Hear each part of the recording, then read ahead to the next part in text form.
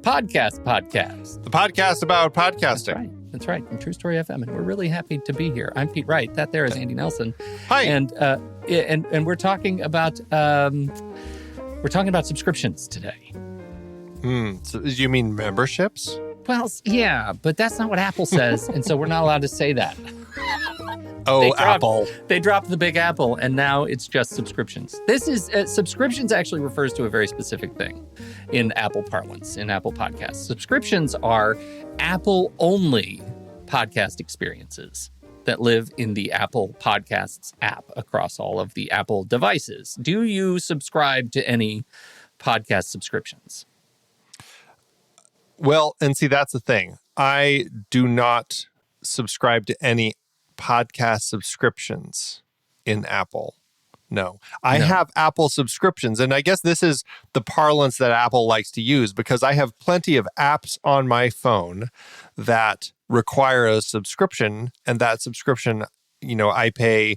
Apple pings me every month or year, or however often it is, because I've subscribed through my Apple device. Yeah, exactly. And I think they just like the word, so much. Now it's in podcasting as well. Oh, they like it so hard, that word. Yes. But in podcasts, what this means is that as a podcaster, we could submit our podcast for the Apple subscriptions program, and that would cost us a fee, a yearly fee to be a part of this program. But then we can then charge people to get member bonus extra content delivered in their feed just for those people who subscribe. So let's say we charge, $5 a month for those people, and Apple then takes $1.50 off the top, right? That's 30%, right? And they keep 30% to allow this to happen, and we get the rest. And then we have a subscription. We're making revenue from this feed. Now, the way you get the member bonus content into Apple Podcasts is, as a podcaster, you have to go into Podcast Connect. You can upload manually your extra content as a standalone episode. There is now the ability to drop RSS feeds in there of custom content, I believe. But the point is this: you can't do anything else. Now, this is all I'm saying. All of this in contrast to a membership program that you run outside of Apple subscriptions. Well, I was going to say Apple. It sounds great. So now you're saying it's not necessarily. It is great because it's so easy, right? If you just have bonus content or special episodes, man, it's a breeze. The downsides of it, apart from it being easy, are that, it's only Apple people. And as we know, Spotify is picking up steam, and we've got a whole world of great podcast apps that are available for open podcasts. And Apple, you're just kind of locked into Apple. And that means your listeners are locked into Apple. And I, for one, speaking personally, I get really upset when podcasters go exclusive. I like listening to my podcast in Overcast. That is my podcast app of choice. And that's one of the beauties of podcasting, is you can listen to your podcast anywhere you want. And so just to clarify for me and for everyone else, when you say that the membership opportunities aren't available elsewhere, I can still listen to your podcast in other places. Like if I'm subscribed to your show and I'm listening to it on Overcast, let's just say, I will always be able to listen to it there on Overcast. But if I want to be a member of your show and I hear you talking about membership as I'm listening, the only way I can actually become a subscriber, let's just say, is by changing my habits, switching where I listen to it, and actually going over to Apple, because I will never, ever be able to get your member content in Overcast. It's only going to be available for me if I subscribe and listen in Apple Podcasts. That's right. So that's one sort of dark, sharp edge of this program. The other one is back to what we do, which is very different. And we use a third-party service called Memberful that drives the back end of our membership program. And which is love part of Memberful. Patreon, we should say, because people have heard of Patreon. Yeah. So I've been talking too much. What do we do in Memberful? No, I mean, I love listening to you talk. Oh, you want me to keep talking? Keep going. No, but I mean, Memberful is, like we were saying, like it is owned by Patreon. It is a subscription service, but it's white label. So instead of sending people from your site over to Patreon to access whatever it is you're offering as a member. And I mean, Patreon's great because it's a site for people to use that aren't just podcasters. Like people can use it for all sorts of different things where they can send people there for becoming Patrons to gain extra access to other material.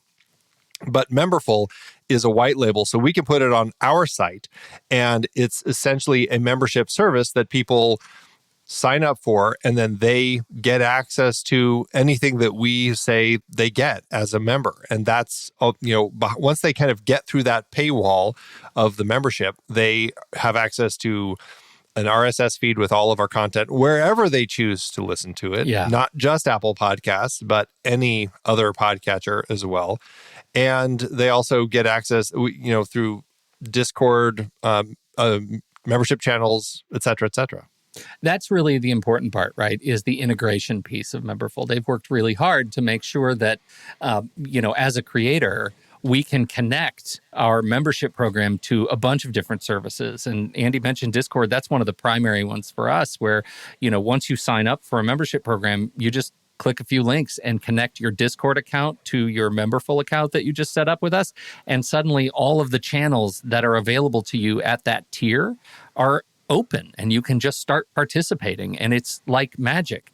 Those kinds of things are not available in Apple Podcasts. We can, in Memberful, for example, say when you join a certain tier, you don't just get access to a single podcast, you get access to a number of different podcasts, right? Maybe you join a show that has a historical podcast that we did a long time ago and you want to get access to the archives. We can just turn that on with a click, and suddenly you have the option to subscribe to multiple podcasts with one membership. That's not something you get to do with Apple Podcast subscription program. So as usual with Apple, like what you get with the ease of use on their internal program comes with, again, some pretty sharp edges that limit you from what is possible if you were to, for lack of a better word, roll your own membership program.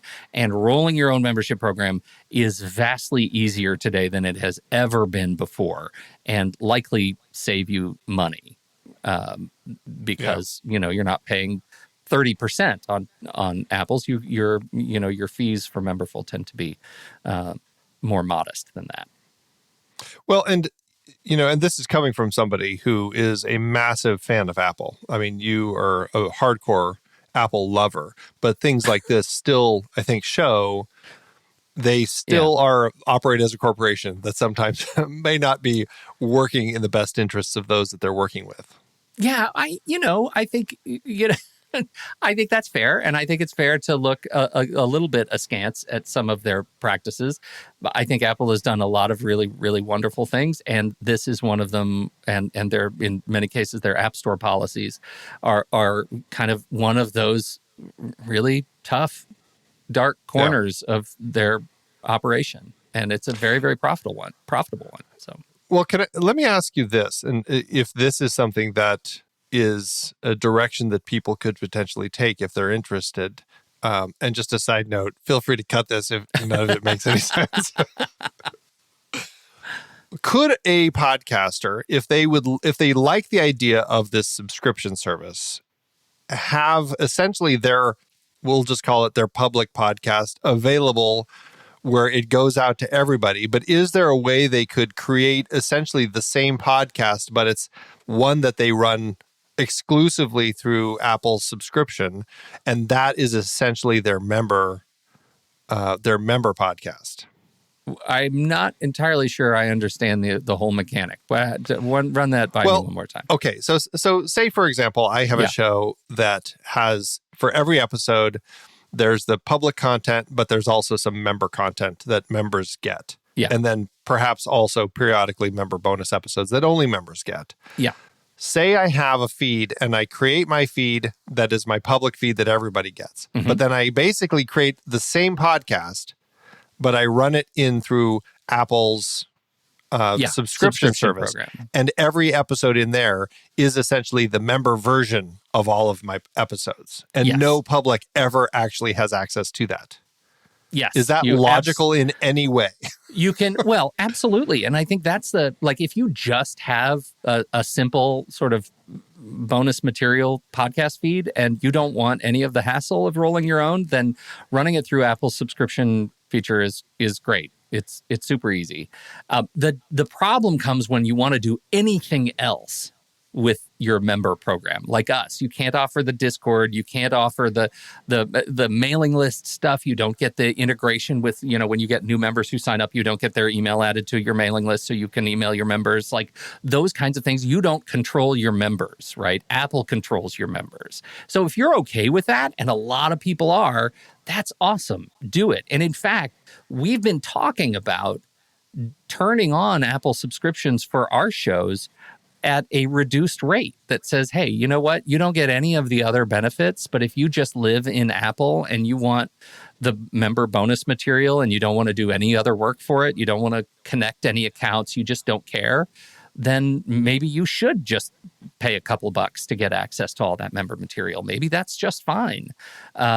So I think it's just a matter of figuring out what your business case is for using membership and building community. Because I think the argument that I'm trying to make is Apple Podcast subscriptions is about subscriptions, not community. General membership programs are typically motivated by some interest in building a community around your show, right? And I feel like you've got to understand that for your property, what makes the most sense. And then there's, take action. Yeah, and I think, like you were saying, the thing with the Apple plan is its ease of use from the podcast producer perspective, the ease of use of the subscriber perspective. But what you're paying for with that is a higher cut. They'll take more than you end up doing if you, as Pete said, roll your own. Yeah. Yeah. I mean, we have made the decision, I should say, I've inflicted the decision on you largely over the years of sticking to, the roll your own program. I think it gives us choice, and we've moved a lot of things, a lot of places, and a move outside of subscriptions, if you decide you don't like that, is challenging. And I think that's one of the things we're trying to protect ourselves from. Right. So maintaining control is one of our, fundamental guiding principles. So that's and I think in the scope of the world of podcasting these days, as elements of it become more corporatized and controlled, I think there is an element that for the smaller podcasters, having more control for yourself, I think there is value to that still. Yeah, I do too. I will say on the other side of that, though, because this is actually what got us talking about this thing in the first place. I haven't even mentioned this report that came out a few weeks back, which is that Apple Podcasts apparently favors shows with subscriptions in their recommender algorithm. So when you go to the top of Apple Podcasts Browse tab, right, if you want to be featured there, the report says, in fact, that 5 out of the 7 shows that were in the Browse carousel on average were shows that offered subscriptions.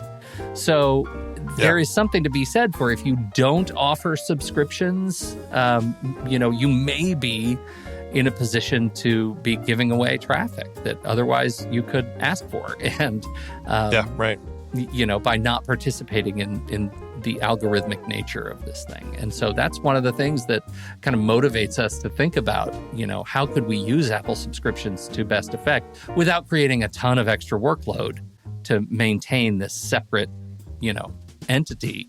That's really when we already have a member program. Yeah. Wow. Well, it's interesting and it's complex, but I'm glad we had a chance to talk about it. Yeah, me too. I mean, it's an important thing if you're looking to monetize your podcast. If that's something that's interesting to you and you're not just doing it, for the love of the game, then, this is the kind of stuff we're thinking about and trying to navigate. Apple Podcasts has been out since 2021, and we've never turned anything on, but we're watching it every single year. And I think it's important to keep a weather eye. Yeah. Thanks, everybody, for hanging out with us for this little bite-sized episode of Podcast, a podcast about podcasting from True Story FM. We sure appreciate you and your time and attention. Find the show over at truestory.fm or subscribe anywhere you get your podcasts, even Apple Podcasts. That's fine. Bye.